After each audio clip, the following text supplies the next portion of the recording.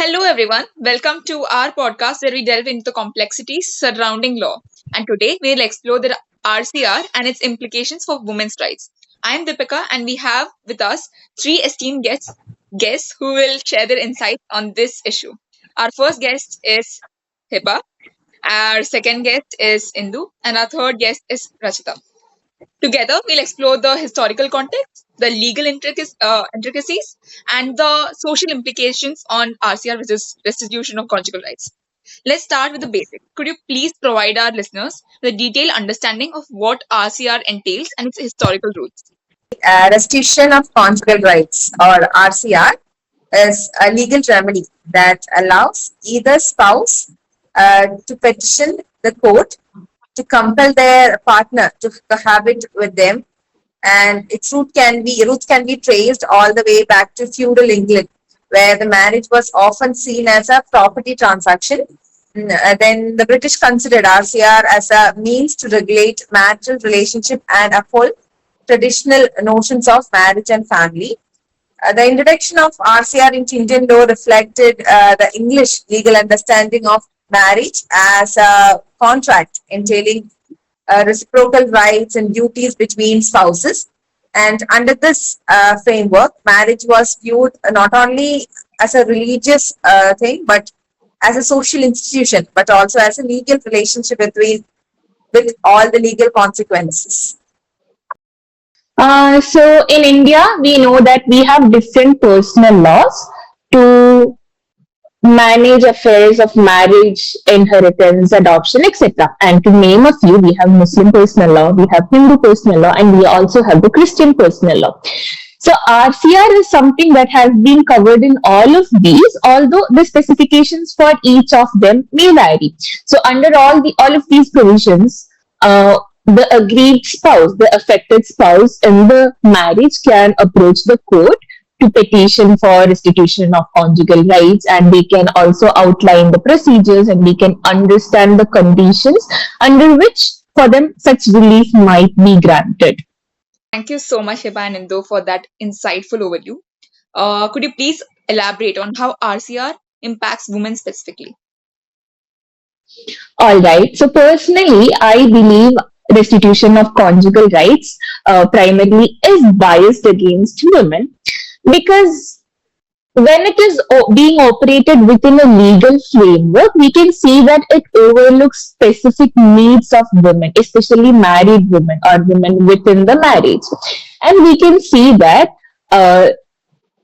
RCR enforces a basic duty that a woman have to address to the husband's needs, and she has to return to the marital house. And it also overlooks her struggles, her financial struggles and independence. It also does not address her safety concerns as well. So we can say that this overlooks a reality that a lot of women are economically dependent on men. All right. And yeah, they also face significant barriers to leave the abusive homes. I completely agree with what Hiba has just pointed out regarding restitution of conjugal rights, that this order may be misused by abusive spouses in order to exert control or coercion over their wives. But we also know that legal systems may pressure women to comply in order with the court's directives. But in spite of all the aim to promote reconciliation, we see that restitution of conjugal right often fails to address the underlying issues such as marital discords, which can include domestic violence, lack of consent, or incompatible values. But we also see that instead it ends up perpetuating the gender inequalities within marriages. Therefore, I see that there is a pressing need in order to have reforms within the family laws and to ensure that women's rights and well-being are both prioritized and protected within marital relationship. I would like to highlight this concept by means of illustration. Let's say, for example, there is a petition being filed for RCR by a husband. And in this scenario, a wife is left a matrimonial home. But what is the major contention what the court would look into? That the husband is being subjected to cruelty, and they sort of, doesn't look into the fact that there is alleged harassment towards the wife as well. The evidence of abuse under genuine fears is something which the court neglects with respect to the restitution of conjugal rights petition. So such judgments ends up giving often disregards the safety and well-being of women. We also see that they prioritize the whole concept of traditional marital obligations, which they have been imposing on women through centuries. And this continues to happen by means of restitution of conjugal rights. Could you Could you please please provide our provide our listeners with a listeners with deeper a deeper understanding of this understanding of legal this legal framework framework surrounding surrounding RCR in India? RCR in India? Certainly. In India, the legal framework surrounding restitution of conjugal rights is primarily governed by various personal laws, each providing provisions of RCR in matrimonial matters. Uh, First one is Hindu Marriage Act of 1955. Section 9 talks about the legislation which applies to Hindu marriages and provides a legal mechanism for spouses to seek restitution of conjugal rights. Section 9 of the same act allows either spouse to petition the court for a decree of restitution of conjugal rights if the other spouse has withdrawn from the society of a petitioner without reasonable excuse. And the second one is a Special Marriage Act of 1954. The Special Marriage Act is applicable to marriages solemnized between persons belonging to different religions or caste. Section 22 of this act allows spouses to seek RCR through a court decree if one spouse has withdrawn from the society of the other without reasonable excuses. And the third one is Indian Divorce Act of 1869, the section 32. This legislation is primarily governing with matrimonial matters among Christians in India.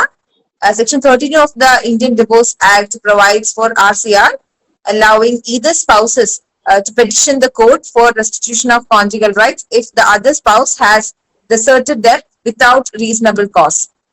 So under these legal provisions, RCR allows a spouse to approach the court seeking a decree that compels the other spouse to resume cohabitation and fulfill all the matrimonial duties.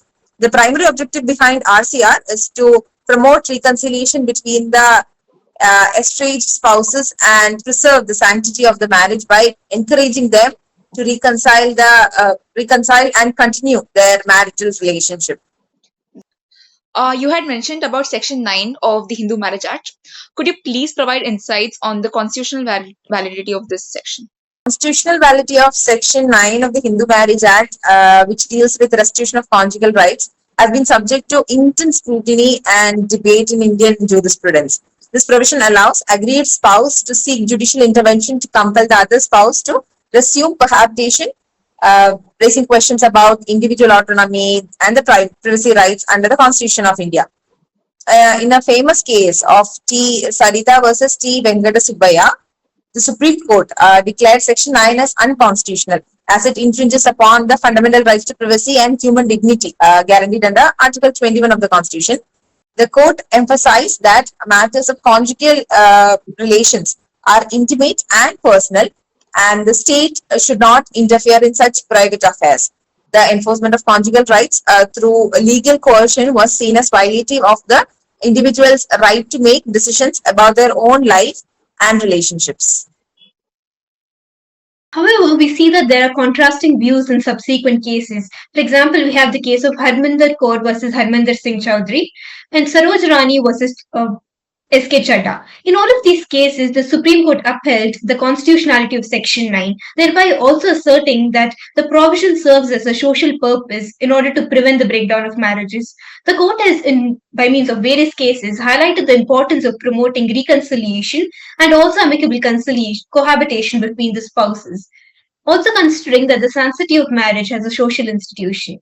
While we acknowledge that there is significance of marital stability, on the other hand, we see that critics have argued that enforcing conjugal rights through legal mandates also ends up in undermining individual agency and their autonomy as well. We see that through legal mandates, every individual's autonomy, especially we see that women are being subjected to coercion and abuse within marriage. The whole aspect of recognition to right to privacy is a fundamental right by means of many cases. I would like to highlight one such case, which is Supreme Court held in case of Govind versus State of Madhya Pradesh, that there has to be a proper balance between societal interest and individual liberties, especially in case of matrimonial matters. I would like to conclude this concept by talking about the constitutionality of Section 9 under the Hindu Marriage Act. So here it remains a contentious issue reflecting broader debates about the scope of privacy rights and also the state's intervention in personal relationship by means of various personal laws. We call for a nuanced approach where we uphold the integrity of marriage while also ensuring there is individual autonomy, dignity, and their privacy rights are protected as per the constitutional framework of India. How does RCR perpetuate gender inequalities and what are its broader social implications? So, the restitution of conjugal rights perpetuates gender inequalities within marriages in several ways. So, I would like to talk about two such aspects. The first one would be the traditional gender roles. The moment we talk about restitution of conjugal rights, the whole concept reinforces traditional gender roles that we've assigned to women through centuries and decades. But we see that the women's responsibility of maintaining marital harmony and sacrificing their own desires for the sake of marriage. By prioritizing husband's right to conjugal rights over the wife's autonomy and her own independence and privacy, we see that the restitution of conjugal rights perpetuates the notion that women should subjugate their needs and desires in order to fulfill their marital duties, which is again the whole concept of traditional roles overpowering the constitutional laws which we have in order to again promote equality. The next aspect I would like to highlight is lack of consent. The whole concept of RCR overlooks the importance of consent in marital relationships. We see that the legal enforcement of conjugal rights can compel spouses, especially women. We see that specifically women are subjected to engage in intimate relations against their own will as well. This whole concept disregards the fundamental principle of bodily autonomy, and it also reinforces the idea that women's consent is secondary to the marital obligations. And two more points I'd like to add here is incompatibility and well-being. RCR fails to address underlying issues like compatibility, emotional well-being, and mental health within marriages. By prioritizing all these things, reconciliation and cohabitation without addressing the root cause of marriage discord. RCR may prolong unhealthy or abusive relationship, particularly for women who may suffer in silence due to societal pressure to uphold the institution of marriage. And another thing is economic dependence. RCR can exacerbate economic dependence among women, especially in case where they are financially reliant on their spouses. The pressure to comply with RCR orders may force women to remain in financially precarious or abusive situations, further entrenching gender disparities in financial autonomy and economic empowerment. And lastly, there is also a social stigma and shame that is revolving around RCR, because if we look at women who simply refuse to comply with the orders of RCR, and we can see that they face a lot of social stigma and shame just for the reason that they are challenging the traditional marital norms. And this can also push women into a culture of silence where we are forced to accept the gender biased inequalities, and this also prevents women from coming out or voicing out against the marital injustice or even from seeking help. So Hiba, in your opinion, do you see a need for reform in the current legal framework surrounding RCR? Yes, absolutely. Because we can say that there is an urgent need to align family laws with constitutional principles which are progressive.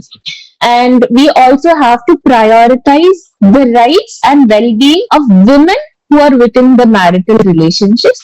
And this may call for revisiting and amending existing laws just to make sure that they are gender sensitive and they also empower women to make informed choices for their relationships and for their overall well-being and for their future. Thank you. That was great. And that's all for the time we have for today. Join us next time as we continue our exploration for this pressing issue impacting gender equality and social injustice. Until then, stay tuned and advocate for a change. Thank you.